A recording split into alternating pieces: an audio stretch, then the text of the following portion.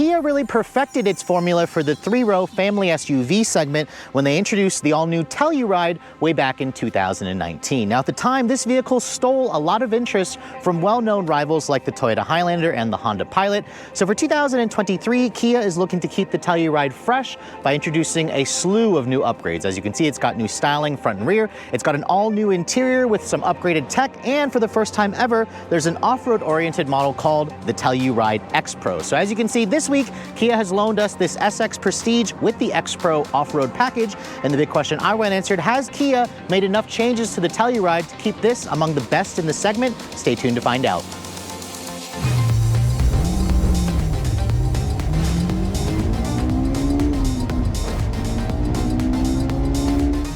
Now, before we start talking about the updated exterior design, let me show you guys what's underneath the hood. Now, when the Telluride first came out, Kia only offered it with one powertrain. For 2023, that continues to be. Now, underneath this hood, which as you can see is supported by struts, you're going to find the company's familiar 3.8-liter gasoline direct injection V6 engine. It's a naturally aspirated V6, and the power figures are unchanged: 291 horsepower and 262 pound-feet of torque. It all goes out through an 8-speed automatic transmission that is developed by Kia and Hyundai, of course, and you can get this vehicle in either front or all-wheel drive system with a locking center diff. The X Pro model, as you can see, comes standard with all-wheel drive. Fuel economy is rated at 18 in the city, 24 on the highway. It is a little bit less for this model because of the all-terrain tires, and Kia doesn't quote a 0 to 60 time, but we've got our equipment. We'll see what we can actually get out in the real world. This vehicle has a top speed of around 132 miles an hour, and when you guys go for the X Pro or X Line package, it actually increases the towing capacity to 5,500 pounds, so 500 pounds more versus other versions of the Telluride. Now, as this vehicle sits, it weighs in at just over 4,500 pounds, but we'll see how this vehicle drives when we go into the driving scene. But let's go ahead and close up the hood and talk about the exterior styling. Now, this color is a new color this year. It's only available on the X Pro and X Line and the Prestige package. It's called Midnight Lake Blue. It's a really nice dark blue that I think goes well with the boxy styling of the Telluride. You can see this vehicle, for me, it was one of the best looking SUVs when it first came out 4 years ago. So as you can see, Kia didn't need to make too many changes to the styling, but they definitely did. You can see the tiger nose grille is bold up in front on the design of the Telluride. You can see it's got the new Kia logo. The SX models have their own unique grille insert with the gloss black. And then Kia made a controversial change with the headlights. You can see the pre-refresh model had like a amber illuminated LED daytime running light that kind of encirculated or encapsulated the headlight. Now you can see this is the daytime running light along with the LED turn signal. You have these projector 4 quad beam LED headlights, low and high beams. And then down here you can see you have these LED fog lights included on the higher trim. That vent right there is fake. It's just a trim piece, but there are some functional openings here that basically allow for cooling for the engine. But overall, I still think it's a really good looking vehicle. I do prefer the amber illuminated daytime running light of the pre-refresh model, but the rest of the Telluride certainly is an attractive styled vehicle. Now, moving around the side, you can see this vehicle has more of a boxier shape versus the Palisade Twin, in which it shares a platform with. Its wheelbase is around 114.2 inches long. Overall length is a smidge under 197 inches long, so they didn't need to change the exterior overall length, but this is a little bit smaller than some competitors like the Toyota Grand Highlander and, of course, the Honda Pilot. But looking at the wheels, you can see going with the X Pro package, which is available on the SX as well, you get this 18-inch black finished wheel. You can see it's a matte black wheel. If you guys go for the X Line package or an SX model, you'll get a 20-inch wheel with a two-tone look. You can see the tires are Continental Terrain Contact all-terrain tire wrapped in a 245/60 R18 tire. It's got a 13.4-inch brake rotor at the front, around a 12-inch rotor at the rear, all independent suspension. And then the X Line and X Pro model actually has a slightly different suspension with a 0.4-inch suspension lift. So you get a total of 8.4 inches of ground clearance versus this model versus 8 inches in the non-X Line and X Pro trim. Now, being an SUV, you can see the wheel arches and the lower side skirt are unpainted. You have these power folding mirrors, which, as you can see, are body colored with integrated turn signals. The roof rails are going to be standard on the higher trims. And then you can see when you guys go for the SX trim and up, you'll actually get the dual panoramic sunroofs where the front sunroof does open.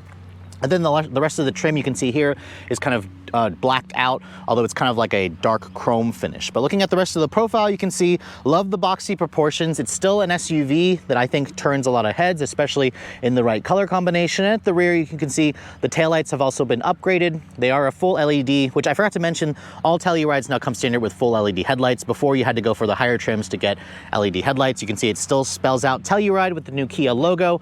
And then there's a new X Pro badge back here. And then the higher trims include the dual chrome exhaust tips, which are technically just a single exhaust with dual chrome outlets. But looking at the cargo area, the Telluride had one of the bigger trunks when it first came out, and that continues to be for 2023.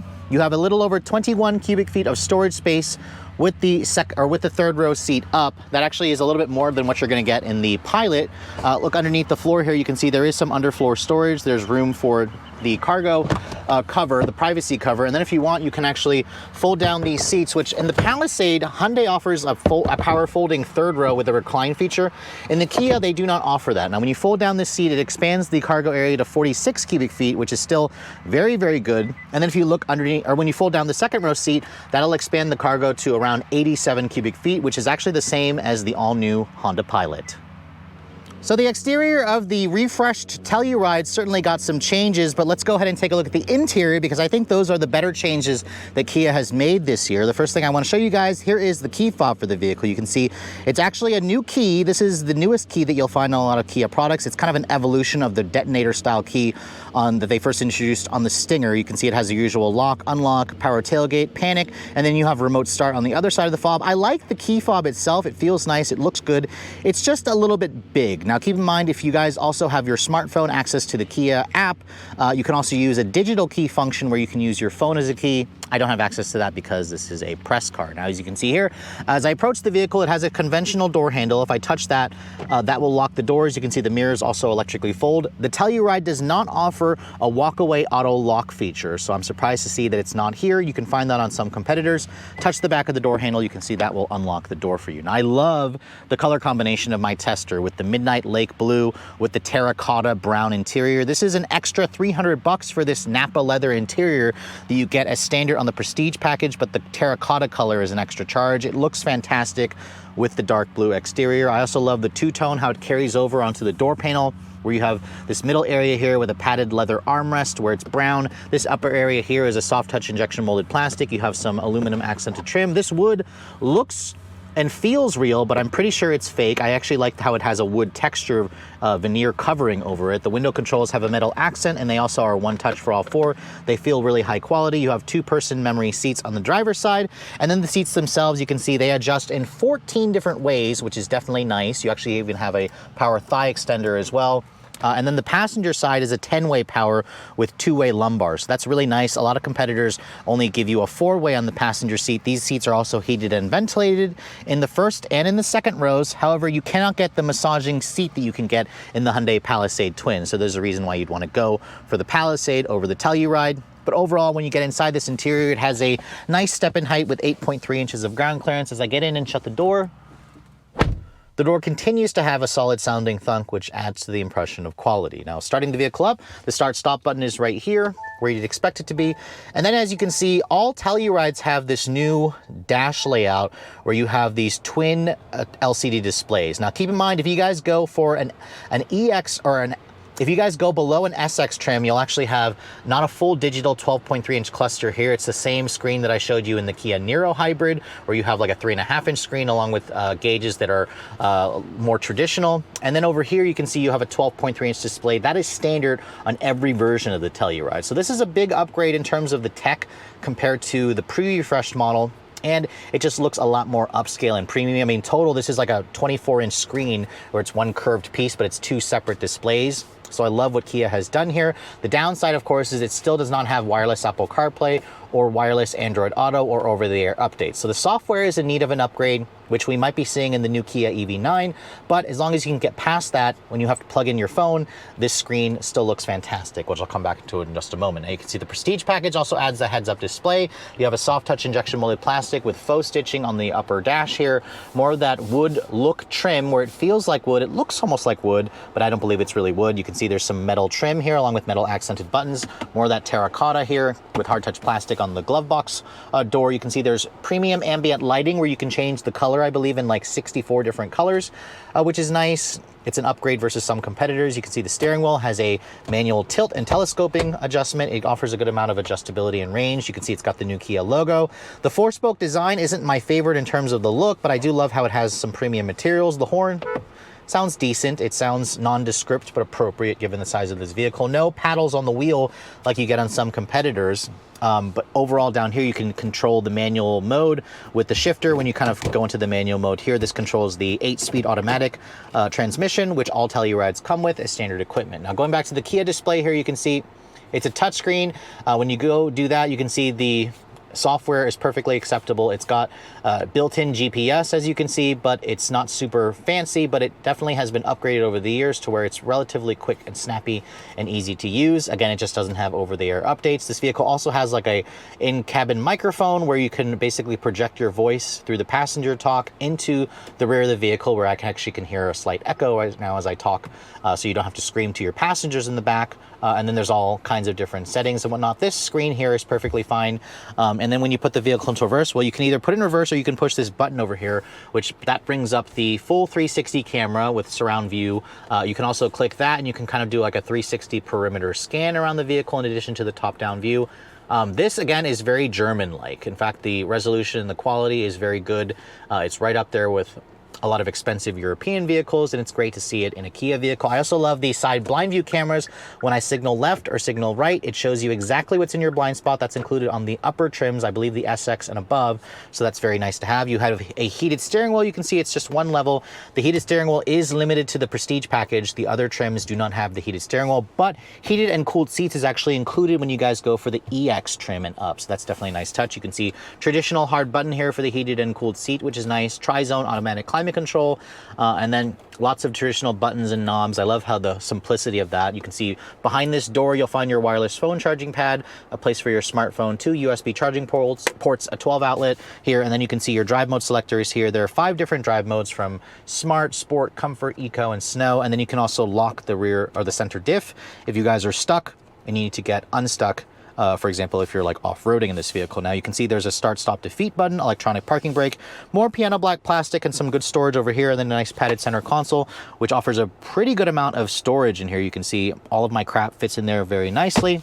The seats are also very comfortable and supportive. I love the premium Napa leather. The heated and cooled seat function also works well. This is among the more comfortable seats in the segment. I also love how this passenger seat here adjusts in 10 different ways. The Harman Kardon stereo, I believe, has 10 speakers.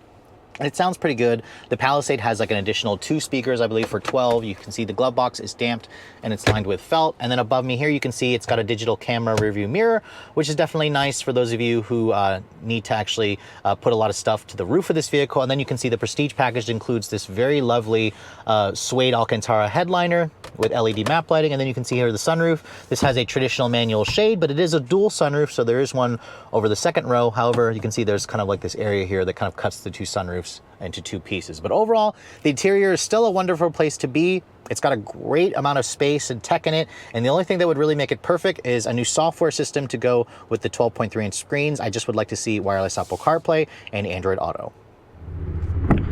Moving into the second row, you can see there is a lot to like about this new Telluride, especially if you guys regularly need to put adults back here, because as you can see, when you guys go for the higher trims, it'll come standard with these captain's chairs. If you guys want 8-passenger seating, you have to step down to, I believe, an EX trim. The SX trims and up include the captain's chairs, which, as you can see, the terracotta leather with the premium Napa is carried over into the second row, where you can recline this, you can fold it down, you can slide it forward and back. These seats are also heated and ventilated. That comes standard on the Prestige package. The Telluride and the Palisade were one of the first vehicles in the segment to include heated and ventilated second row seats. You can see materials back here are soft touch injection molded plastic. You have these manual rear window sunshades, padded area here along with the same high quality materials, the aluminum accented speaker cover grills, and then you also have best in class legroom back here at 42.2 inches of legroom. This is still among the best in the segment, which allows people like myself or taller folks to really get comfortable back here. You can also slide the seat forward and back to give you more space into the third row. But as you can see, somebody my height, I can get back here, I can cross my legs, I can get super comfortable. There's a ton of space to spread out. There's a nearly flat floor over here, and then you can see you have 2 USB-C charging ports. You have a power outlet, 2 power outlets, including a household 115 volt outlet. And then you can see rear seat air vents are actually located in the ceiling of the vehicle, along with your rear seat climate controls and LED map lighting. This is all very nice, especially with the suede Alcantara. It just makes for a really nice environment. It basically feels almost as nice as the front seats when you're sitting in the second row. Now, if you want to get to the third row, you can see there is an open pass-through area here, but let me go ahead and show you guys the more logical way. Now, Kia makes it pretty easy. There are 2 buttons. There's one at the top and there's one at the bottom here. So if your kids are shorter or smaller, you basically just push that button here. The seats will kind of move forward hydraulically, and then you can see the third row does seat 3 across because of how wide the Telluride is. Now let me go ahead and get back here, and we'll go ahead and shut the door. And you can see once I get back here, there is a ton of room to get into the third row when you slide that seat forward. And then Kia says you get around 31.5 inches of legroom back here, which 31.5 is definitely small, but this is pretty much a little bit less than the new Honda Pilot. But you can see for somebody my height, the seat is all the way back. My knees aren't touching against here. The bench is a little bit low, but it still has some high quality premium Napa leather back here, which is nice. In terms of the headroom, you can see my head comes not close to it, but if you're over 6 feet, you might be finding the headroom a little bit lacking back here. But again, you could get more space by asking this passenger to move the seat forward. I could be comfortable back here for an hour or so and still be able to fit nicely. You can see you have materials back here that are hard touch plastic. You have rear seat USB charging port. You have your own set rear seat air vents back here. I believe the Palisade does offer heated third row seats, but not on the Telluride. The Palisade also offers the ability to power recline the third row. So Hyundai kind of has the more upgraded features there. You can see all of that is carried over here onto the passenger side, or onto this side as well. You have these nice big windows so you can see out of the third row, which would help those of you who get car sick. And then if you want to sit into the middle seat here, you can see the middle seat definitely is for somebody skinny. I mean, if you have 3 people across in here, they better be skinny because it is a little bit on the narrow side. But overall, if you want to fit actual adults back here, the Telluride and the Palisade are still one of the few out there that can actually comfortably carry average size adults. So it's crazy to think that it's been about 4 years since Kia first brought the Telluride to market. Remember, this came out in late 2019 as a 2020 model, and it really just raised the bar in this 3-row family SUV segment. I mean, Kia and Hyundai were playing catch up for so many years, and this Telluride has literally grown the nickname, or gained the nickname, Celluride internally within Kia because of just how many sales this company sells of this vehicle. Almost 100,000 units last year is just amazing. It actually outsold the Honda Pilot, which was America's favorite 3-row for the longest time. But now that we're driving the X Pro version for a full week, we're able to kind of retest this vehicle after we've had a chance to drive a lot of the competitors. And, you know, my initial thoughts are this is still a really great driving SUV. Even though Kia didn't really make any changes to the powertrain, they did give this model here a 0.4-inch suspension lift, which you don't really notice it too much out on the road. If you guys want a sportier driving Telluride, you've got the X-Line package instead of the X Pro package with these all-terrain tires. But let's go ahead and retest the 0 to 60. I got 7.2 when I drove this vehicle a few months ago, but let's see what we can get on our usual stretch. It's in sport mode here. It's all-wheel drive. We'll brake torque it. Slight wheel spin when I did that. The smooth 8-speed auto just goes through the gears. 6.8 seconds, which is pretty good. This is about 0.4 seconds faster than when I tested it when I had, I believe I had another passenger on board, and I wasn't really sure if that road was completely flat. That's the stretch of road that I always test on, and 6.8 is perfectly respectable. If I'm keeping score here, the Highlander with its 2.4 turbo, which I haven't had a chance to retest back home, is slower, and the new Honda Pilot, which I also just tested on that same stretch, did it in about 7 seconds. So this is among the better in the segment. The Subaru Ascent is still one of the speedier options, and the Mazda CX-90 is also a speedier option, but that is also a more expensive vehicle. But you can get the CX-90 with a detuned version of the turbo inline 6 that actually makes similar power to this model. Let's go ahead and try it on this stretch here. We're not going to brake torque it this time. We're just going to floor it.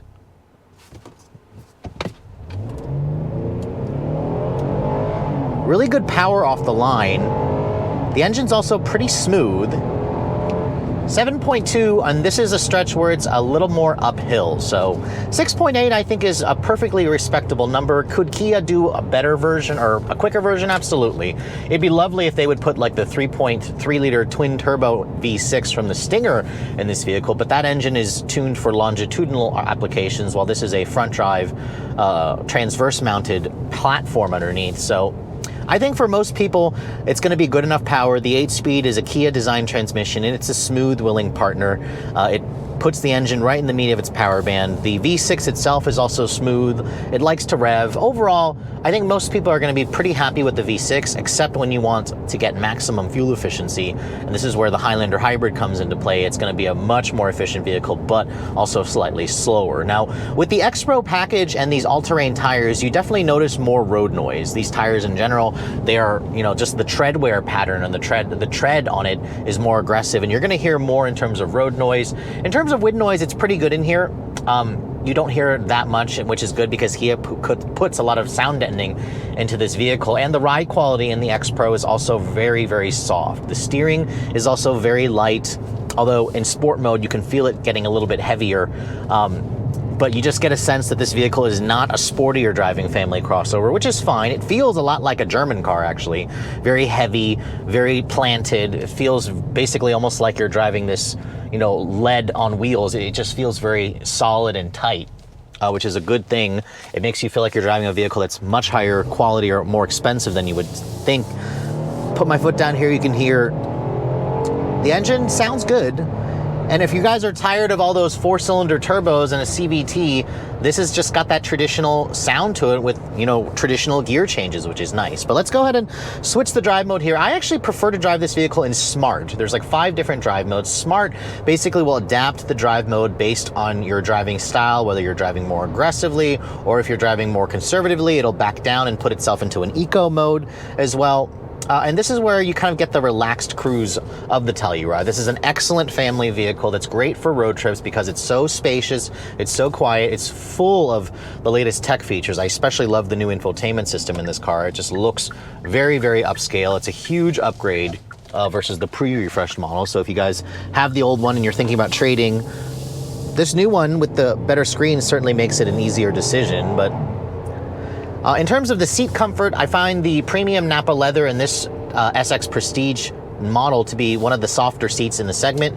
They don't have much in terms of lateral bolstering, but that's not the point of a vehicle like this. Instead, I just get a ton of comfort. What you don't get, however, is the massaging seat function that you get in the Palisade, which they basically took from Genesis. Kia does not offer that ergo motion front seat, which would be nice, but again, there's a reason why you want to go for the Palisade versus the Telluride. The seats are heated and ventilated in both rows, which is nice. I've got a heads-up display that shows me all my useful information. The driver assistance package, which is standard on every Telluride with their Drive Wise package, works well. I also like how when I signal left or right, it shows you in the instrument panel here whether you've got or what's in your blind spot. That and the Palisade are one of the few vehicles that actually do that. That's a really great feature. The camera quality and resolution is also good for the 360 camera. And it just kind of goes down the road with ease. It's easy to drive this vehicle, even though it's big, and you feel that extra size in terms of the width. It doesn't feel cumbersome to drive, and with all the cameras and sensors, it also is a relatively easy vehicle to drive. Now, in terms of the fuel economy, in my week's worth of testing, I averaged around 18 miles to the gallon in mixed driving. Now, 18 mpg is right on with the city mpg. On the highway, the best I could get was 22 mpg. So it's not the best in terms of fuel efficiency. If you guys want better gas mileage, I've actually gotten better gas mileage in the new Honda Pilot, albeit it's only like 1 to 2 mpg. If you want the best gas mileage, get the Toyota Highlander Hybrid. That'll get well over 30 miles to the gallon, which is like a good 12 mpg, 12 to 15 mpg better versus this car. On a full tank, this vehicle will do roughly between 350 to 400 miles, depending on whether you're driving primarily in the city or the highway. It's got around a 19-gallon gas tank. So Kia could make this vehicle even more appealing if they would offer a hybrid version, but they've basically told us that this platform wasn't designed to accommodate a hybrid powertrain, but they're probably going to look into that, obviously, for the next generation. Although the Kia EV9, which they just revealed in New York could very well replace the Telluride down the road. Think of it as basically the Telluride EV. But overall, I still love this vehicle. I mean, choosing between it and the Palisade is really going to come down to your personal preference in terms of styling and in terms of features. But despite this vehicle, being on the market for the last 4 years and the updates that Kia has made to it, it is still, for me, one of the top 3-row family SUVs in the mainstream segment that money can buy. So after spending a full week with the fully updated 2023 Kia Telluride, I have to say, guys, there are a lot of good options in the 3-row family SUV space, and it also continues to expand. As you guys know, I just drove the new Honda Pilot, the new Mazda CX-90. I'll be driving the Toyota Grand Highlander in mid-May, which should also be a very strong contender, and I've also driven the refreshed Palisade. I haven't driven the refreshed Ascent, but really you can't go wrong in this space because there's so many good options out there. And for 2023, the Telluride gets even better. This has one of the most luxurious cabins that you're going to find. It's got one of the best infotainment systems, aside from it not having wireless Apple CarPlay and Android Auto. I love the look of it with the two 12.3-inch displays. I love the interior color with the terracotta leather, the premium Napa leather with the high quality materials, the solid fit and finish. The ride and handling of this vehicle is perfectly fine. It's more toward the comfort end, which I think is going to be better for the type of buyer who goes for this vehicle. The interior space is still among the best in the segment, especially when you look at the third row, which can actually still fit average size adults. And in terms of the performance, the 0 to 60 time in 6.8 seconds is perfectly acceptable. Could Kia do a quicker one? I kind of wish they would consider doing a hybrid, but we don't know if they're going to introduce that for the next generation, or if Kia may just phase this out and just have the EV9 eventually replace it. We don't know, but the Telluride sales are strong. The company did almost 100,000 last year. They're on track to do 100,000, well over 100,000 this year. And in terms of the pricing, this is where the Telluride is a little bit more on the higher end, and I think it's justified because considering how dealers continue to charge sticker or more for this vehicle, it really shows that the people are willing to pay that for this car. And base pricing for the LX Telluride starts at around $35,800. That's right on top of the new Honda Pilot. Most of you are probably going to go up to an S trim or an EX trim. That's going to cost you in the low $40,000 range. The X Line and X Pro package is like on top of the other trims for like $1,300 for the X Line, about $2,300 for the X Pro. The Prestige package on the SX that I'm showing you here, which is the most expensive model, that's the one that's going to give you the heated and ventilated second row seats, the premium Napa leather, the suede Alcantara, the heads-up display, the heated steering wheel. That's going to start at least $52,000. Again, add $2,300 for the X Pro package, and my tester with the $500 upcharge for the blue color and the destination charge comes in at just over $55,000. I know 55 grand is expensive. I remember when the Telluride first came out, a loaded version was around $48,000. So obviously, as they've added more equipment and as cars have gotten more expensive, this car has also gotten more expensive. But just keep in mind, this is still right in line with all of its competitors. A new Pilot can be well over $50,000. I suspect the new Grand Highlander can also be in the mid $50,000 range, but we don't know that yet until I actually drive the vehicle, and it'll go on sale later this year. But overall, this is still one of my favorite family SUVs out there. It's one of the best looking, it's got one of the nicest interiors, and it's got just well-rounded performance from a naturally aspirated V6. But just keep in mind, if you want something with better fuel efficiency and an electrified powertrain, you may want to consider holding off for the Mazda CX-90 or the Toyota Grand Highlander. But with all that said, hope you guys have enjoyed my full overview on the brand new 2023 Kia Telluride SX Prestige with the X Pro package. If you're also looking to see the latest cars I'm testing, be sure to follow me on Instagram at Redline_reviews, like us on Facebook, and as always, guys, please keep subscribing to the Redline Reviews YouTube channel for all the latest reviews. Thank you so much for watching. I'll catch you all in the next video.